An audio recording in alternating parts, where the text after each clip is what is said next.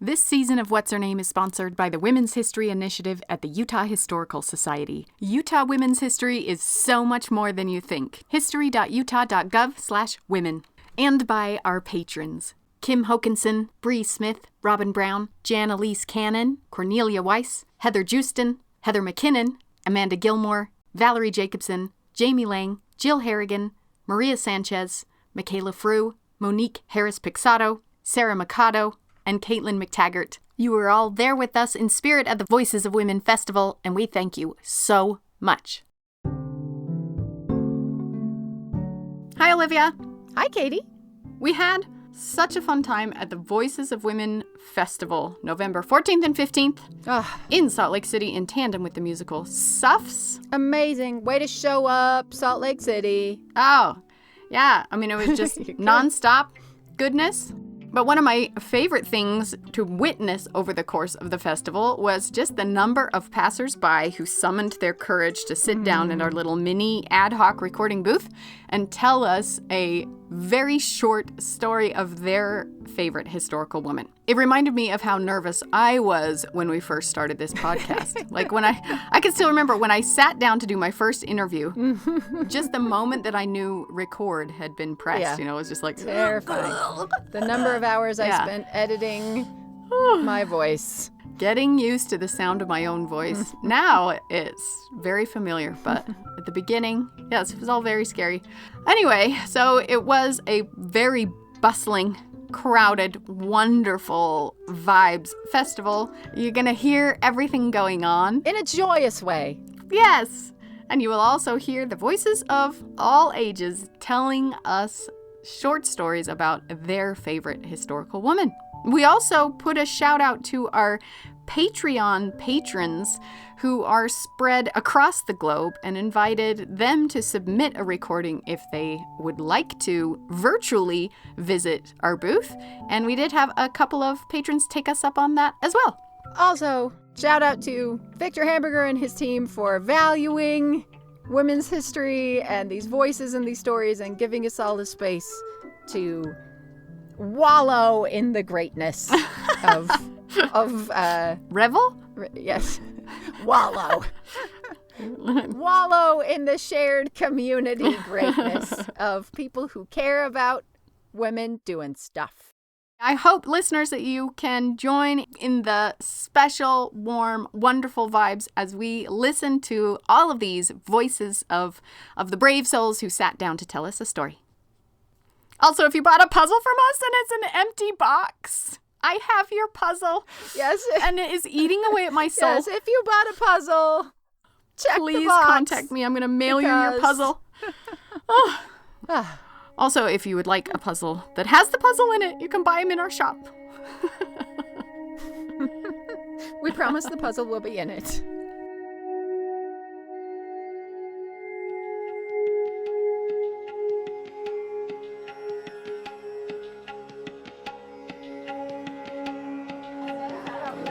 Hi, my name is Marissa Hecker. I'm based in Manhattan, New York City, and my favorite historical woman is Sue Shelton White. She actually echoes my ensemble character in Suffs the musical because she originally was a member of NASA with Carrie Chapman Catt, the more conservative sect of suffrage at the time.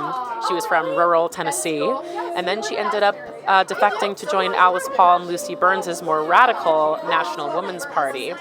And she ended up being the editor-in-chief of The Suffragist, which was the organization's newspaper in Washington, D.C. And she also was a part of the Silent Sentinels, which were the group of women who marched on Washington and stood in front of President Wilson's gates, which was the first time in history that anyone had ever done that. So she's a baddie, and we love Sue Shelton White. Thanks so much. I'm Morgan Powell from South Jordan, Utah, and my favorite historical woman is Mary Anning. Mary Anning was from a low-middle-class family in England. Mary Anning was only 12 when she discovered her first fossil, an ichthyosaurus. She helped discover plesiosauruses and many other dinosaurs.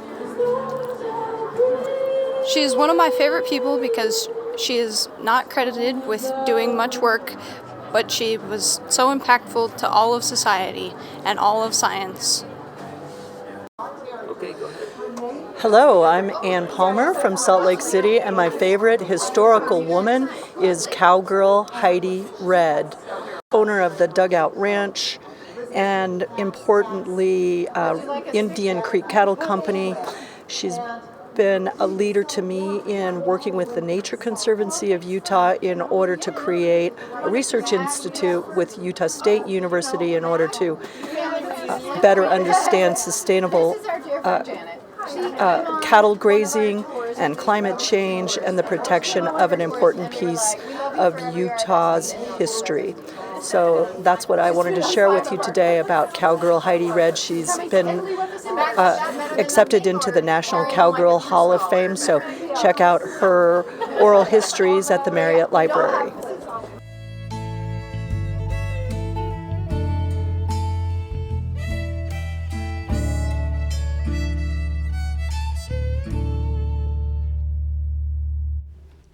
Hi, this is Pamela Reitman from Healdsburg, California, and my favorite historical woman is Charlotte Solomon. Her life was a tale of determination and pursuing art against all odds. This young German Jewish painter was exiled on the Côte d'Azur, alone and without identity papers, haunted by a legacy of familial suicides, and driven to the brink of madness. Yet she navigates her way under the encroaching terror of the Third Reich. She struggles to complete her monumental life's work, then risks her life to guarantee its survival before capture by the Nazis. I was so deeply moved by her life and work that I wrote a novel entitled Charlotte Solomon Paints Her Life, which just won a Pencraft Award for Literary Excellence. It's available wherever great books are sold. Charlotte Solomon Paints Her Life by me, Pamela Reitman. I'm Carolee from Salt Lake City, Utah, and my favorite historical woman is my grandma, Agnes Levin Lundgren. And what is inspiring to me about her is she walked in the women's suffrage parade in Salt Lake City, Utah for the women's right to vote. It's always intrigued me. I want to learn more about her story, and it has inspired me to always make sure that I'm registered to vote and that I do vote in every election. My name's Angel Weiss. Dr. Ellen Ferguson was born in England, married a man who was a doctor who was twice her age. There is speculation that they were each other's beard. She came to America with him. She studied to be a doctor under him in a time when women weren't allowed to be doctors. She did the lecture series around the country of women's medical health and why we need to be focusing on that separately from men's medical health, and was one of the founders of the first hospital in Salt Lake City.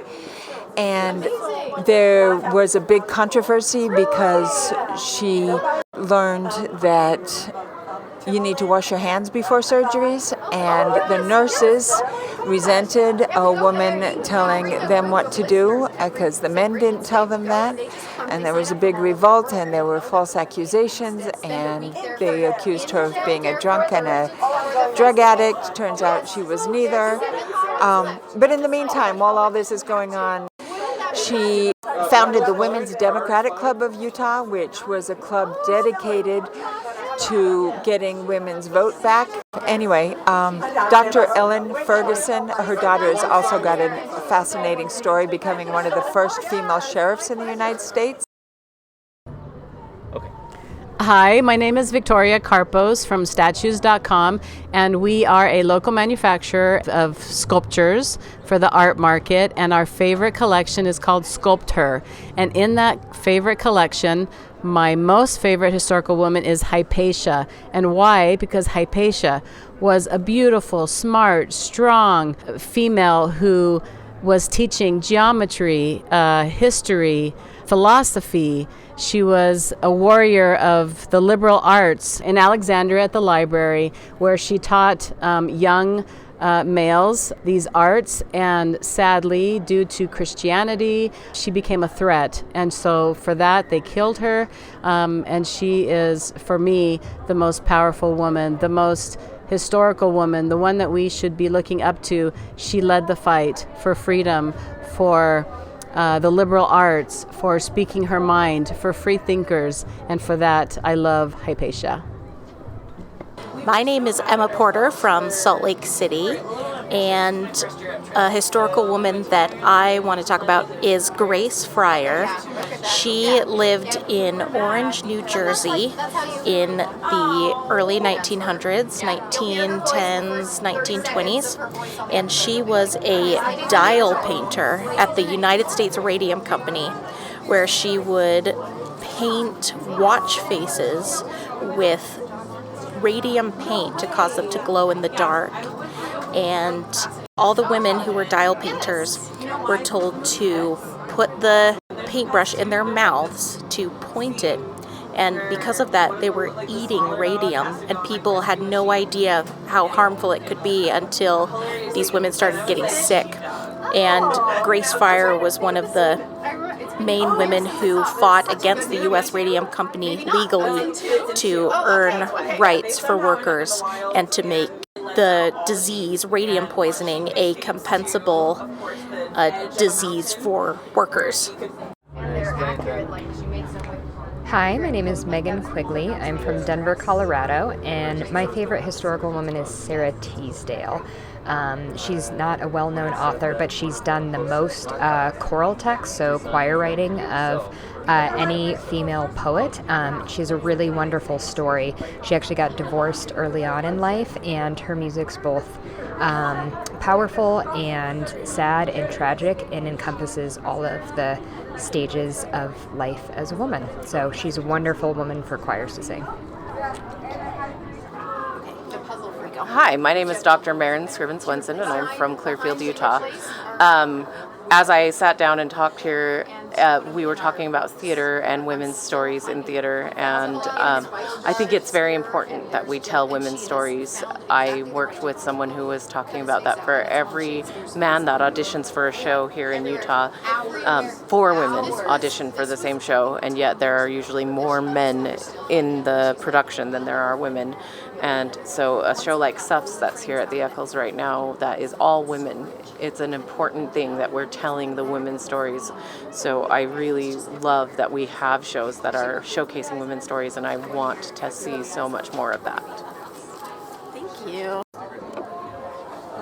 Hey, my name is Joyce Mei Zhang, and I am from New Jersey, Bergen County, and I'm currently playing Róża Węslawska in the first national tour of Suffs. And my favorite historical woman is Ma Su-juan, which is my grandmother on my mother's side. So really the story of Ma Su-juan, I'll just call her Waipo, that's like how I would refer to her. She grew up in rural China, like in poverty. And she went to elementary school, I think, in the community. But at that time, culturally and her family, it was more expected for girls to stay at home and not really pursue a higher education. But my grandma really wanted to continue her education. She was really passionate about this.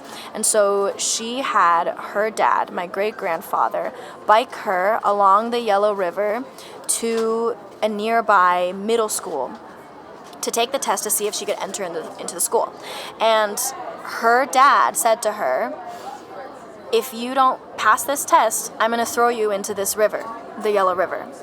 And so she went to the school, she took the test, and she passed. And then she ended up going to high school, and then college. She went to Luoyang Di Gaozhong. That's the middle school that she took the test at and the one that she got into.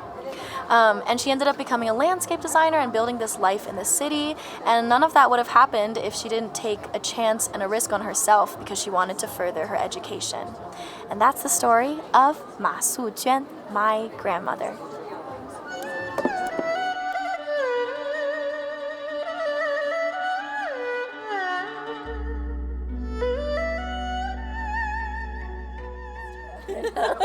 I'm Joy Curtis from Springfield, Utah, and my favorite historical woman today is Toipurnua and I apologize if I'm not saying her name properly.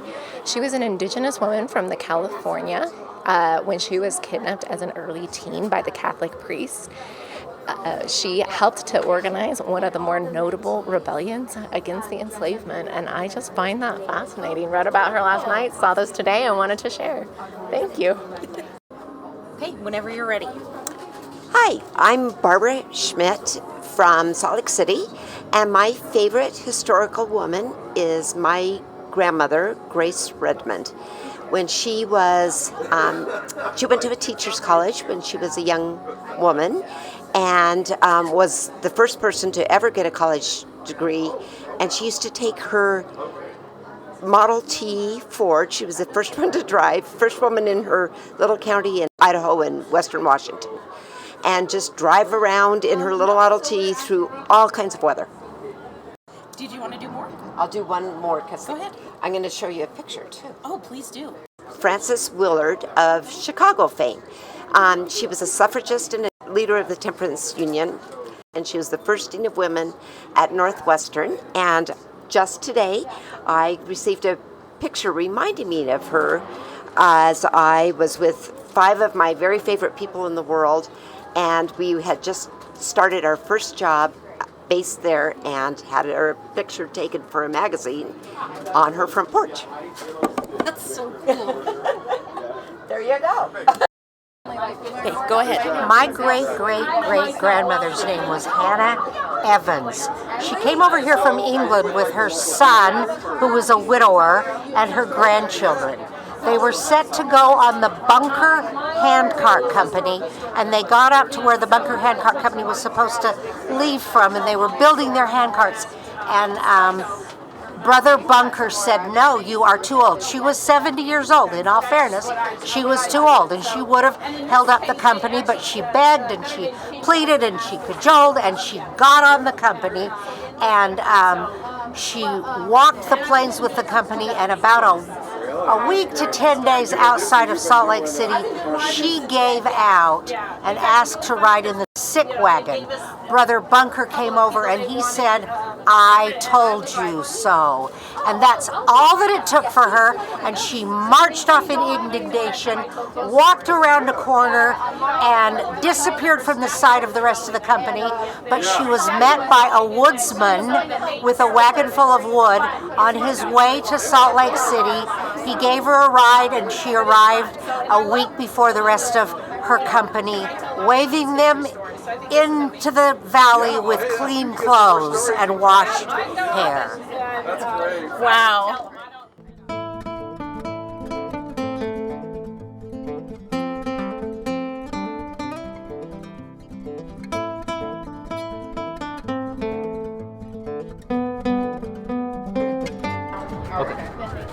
I'm Lisa Williamson from Lehi, Utah, and my favorite historical woman is my 6th great aunt, Dorothy Bartlett. She actually was a suffragist from New York State and was imprisoned for 60 days for defying President Wilson's orders to leave the White House premises. So I come from a long line of very angry and righteously so women, and I couldn't be more proud.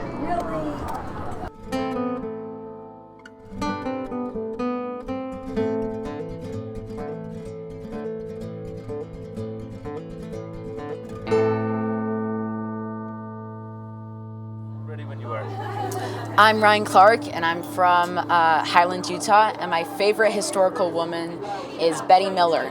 So Betty Miller is Utah's very own Amelia Earhart. She was the first woman to fly solo across the Pacific Ocean, which is actually longer than the one Amelia Earhart flew over. Her only companion on this flight over the Pacific was her troll doll, and she took it with her everywhere she went. And when she was awarded by the president, her photo actually has the troll doll in it. So I just wanted to share that. Okay. Okay, my name is Elena Hanna from Orem, Utah, and my favorite historical woman is Rosalind Franklin. I remember when I was taking my biology class in high school, we learned about Rosalind Franklin and how she's the reason that we know so much about DNA, and she figured out the double helix, and she had to fight for everything she was recognized for in her lifetime, and then she tragically died from, I believe it was cancer. And two men took her work and won a Nobel Prize from it. So the thing that we know is that Rosalind Franklin was robbed, is what my high school friends would always say. Okay. I'm Emily from Salt Lake City, and my favorite historical woman is Rosalind Franklin, who was crucial in helping to identify the structure of DNA. Hi, I'm Miranda from Boise, Idaho, and my favorite historical woman is Joan of Arc. Most people know Joan of Arc mostly just colloquially, just know her name but don't really know her story. But she was a true champion of peace, of unity, and of standing up for her religion and her beliefs. She was really just fascinating. The more you learn about her story, she really was somebody who, even though she was fighting and engaging in a man's war, she really cared about people and cared about standing up for herself. And I love, love, love learning about her. I hope everyone looks up her story. Hi, my name is Tisha Dolton from Glens Falls, New York, and I wanted to tell you about one of my favorite historical women, Dr. Annetta Barber. She's featured in my book, New York Suffragists in Red Work. We're also working on a book of Glens Falls Inspiring Women, which she will be featured in.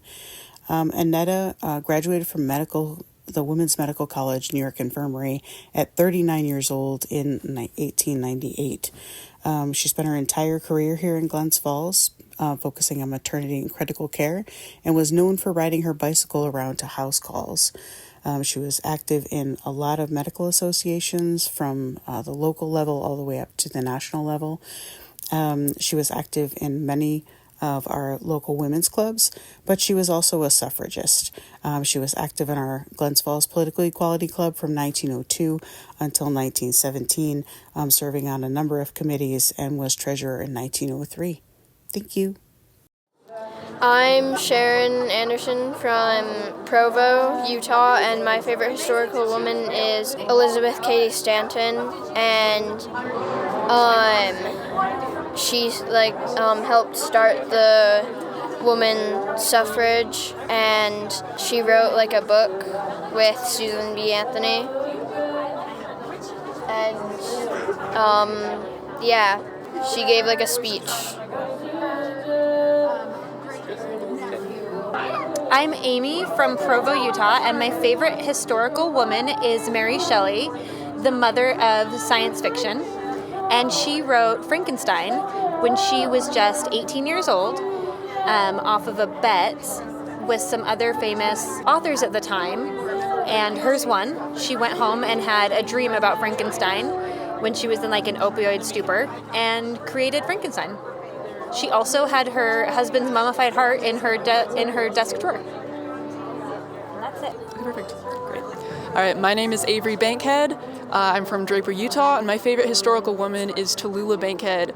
Tallulah was a Hollywood actress in early and mid 19th century. She was about insane. She was one of the first women to be rumored to be on Hollywood's secret blacklist just because of how wild and crazy she got.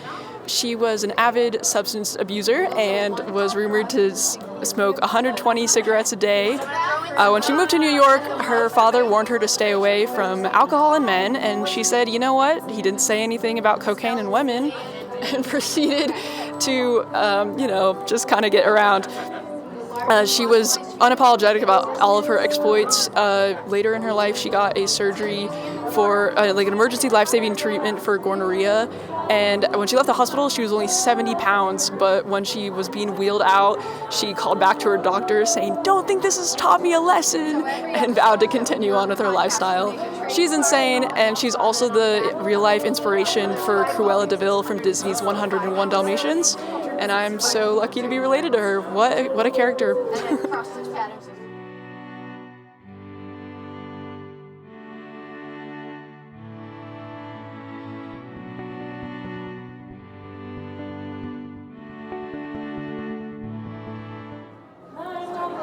Hi, I'm Emily. I'm from Hooper, and my favorite historical woman is Eva Cassidy. I love her because she has done so much beautiful work with her music. I love music, and when I heard her voice, it's just so soulful and has just so much heart to it that it inspired me to pick up a guitar and learn guitar, and now I also use that in my songwriting. But yeah, she's just really inspirational, and I love hearing her voice. My favorites are Fields of Gold, Time After Time, and Over the Rainbow. Hi, my name is Janet, and I'm from Salem, Utah, and my favorite historical woman is my grandmother. Her name is Hattie Lorene Hardesty Hall. She lived with me when I was growing up, and I think of her history, having been born in 1911, as the history of our country during those years between 1911 and my growing up years in the 70s and 80s, and hearing about the Depression and watching her make jump ropes out of bread bags and just be so resourceful. She was so resourceful. Her history in my mind is also a culinary history. She would make certain dishes for certain occasions that I have been able to replicate and make for my family. And another part of her history is musical. My grandfather was a movie theater projectionist. I never knew him, but she remembered him and honored him by making sure we got to watch musicals and old movies that meant something to her because she had watched them with him in the theater. So I just have so many sweet, tender memories of my grandma Hattie, and she's my favorite historical woman. Thanks.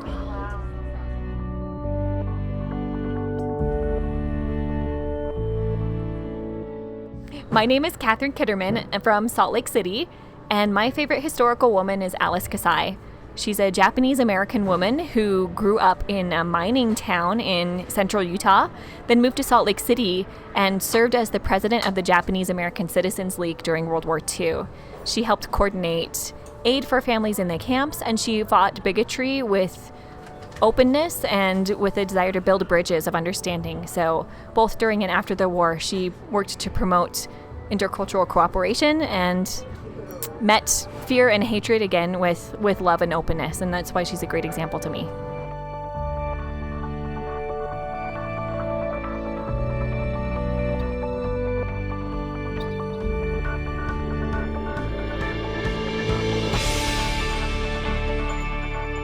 My name is Katie Nelson, and my favorite historical woman is whoever's episode I'm working on at the moment. Working on this podcast has taught me so many things, but especially the fact that every human life is an incredible story. You can find them literally everywhere. You are living an incredible story right now, one that has never happened before and will never happen again. It's a wild ride, this human existence. I hope you can enjoy it. Thank you for sharing your voices with us. Thank you for telling stories. Thank you for listening to these stories. Together, we will get women back in history.